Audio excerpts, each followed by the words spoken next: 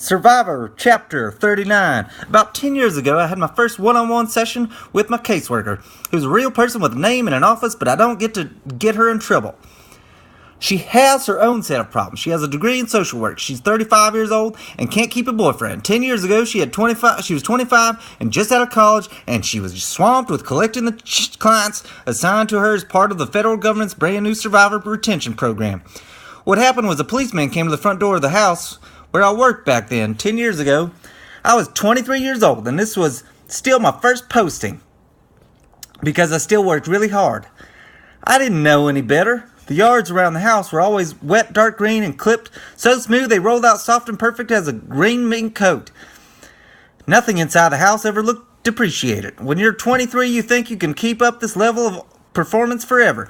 A ways back from the policemen at the front door were two more police and the caseworker standing in the driveway by a police car. You can't understand how good my work felt up to the moment I opened that door. My whole life growing up, I'd been working towards baptism and getting placed in a job cleaning houses in the wicked outside world. When the people I worked for had sent the church a donation for my first month's work, I was beaming. I really believed I was helping create heaven on earth. No matter how people stared at me, I wore the mandatory church costume everywhere. The hat, the baggy trousers with no pockets, the long sleeve white shirt, no matter how hot it got. I wore the brown coat if I went out in public, no matter what silly things people said to me. How come you wear shirts with buttons? Somebody at the hardware store would want to know. Because I'm not Amish. Do you have to wear special secret undergarments? I think they were talking about Mormons. Isn't it against your religion to live outside your colony? That sounds more like the Mennonites. I've never met a Hutterite before. You still haven't. It felt good to stand out from the world, just mysterious and pious. You weren't a lantern under any basket. You stood out righteous as a sore thumb. You were the only holy man to keep God from crushing all of the Sodom and Gomorrah seething around you in the Valley Plaza Shopping Center. You were everyone's savior, whether they knew it or not. On a sweltering day in your heavy block-covered wool, you were a martyr, burning at the stake.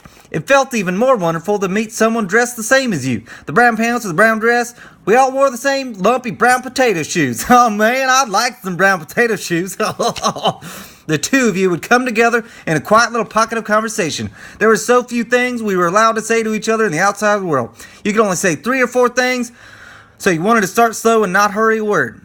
Shopping was the only reason you were allowed out in public. And this was only if you were trusted with money. If you were someone from the church district colony, you could say, "May you be of complete service in your lifetime." You could say, "Praise and glory to the Lord for this day through which we labor."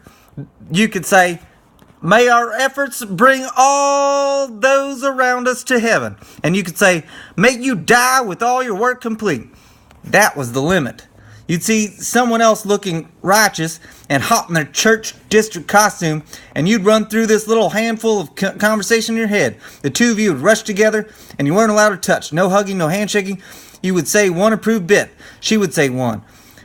The two of you would go back and forth until each of you had 2 lines. You kept your heads bowed, and you each went back to your task.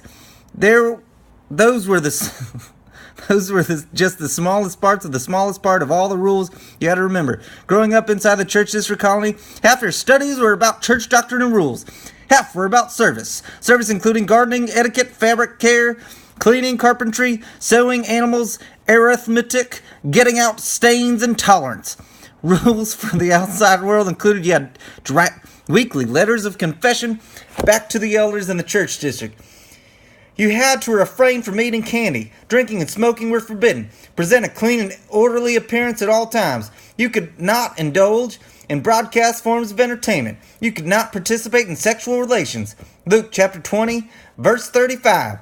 But they which shall be accounted worthy neither marry nor are given into marriage. Elders of the Creedus Church made celibacy sound as easy as choosing not to play baseball. Just say no. The other rules just went on and on. God forbid you should ever dance or eat refined sugar or sing. But the most important rule to remember was always, if the members of the church district colony felt summoned by God, rejoice.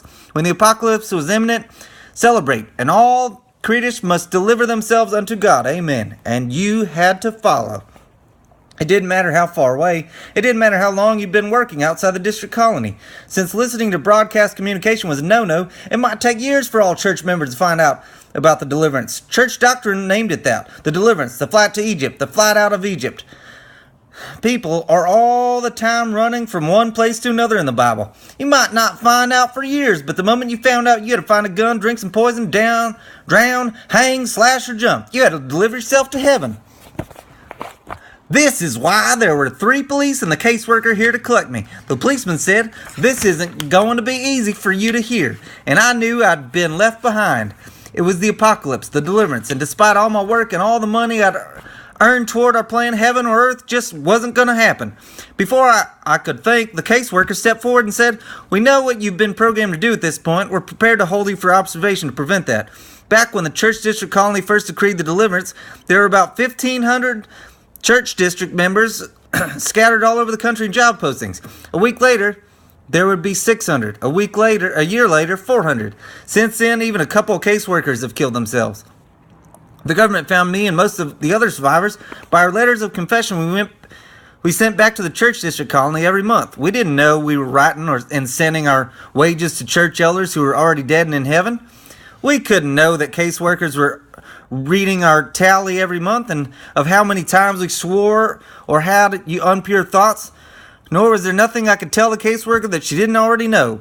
10 years pass and you never see surviving church members together. The survivors who knew each other now, there's nothing left between us except embarrassment and disgust. We failed in our ultimate sacrament. Our shame is for ourselves. Our disgust is for each other. The survivors who still wear church costume do it to brag about their pain.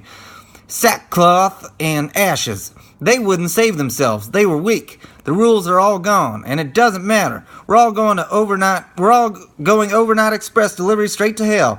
And I was weak, so I took the trip downtown in the back of a police car, and sitting beside me, the caseworker said, "You were the innocent victim of a terrible, oppressive cult. But we're here to help you back on your feet." The minutes were already taking me farther and farther away from what I should have done. The caseworker said, "I understand you have a problem with masturbation. Would you like to talk about it?" Every minute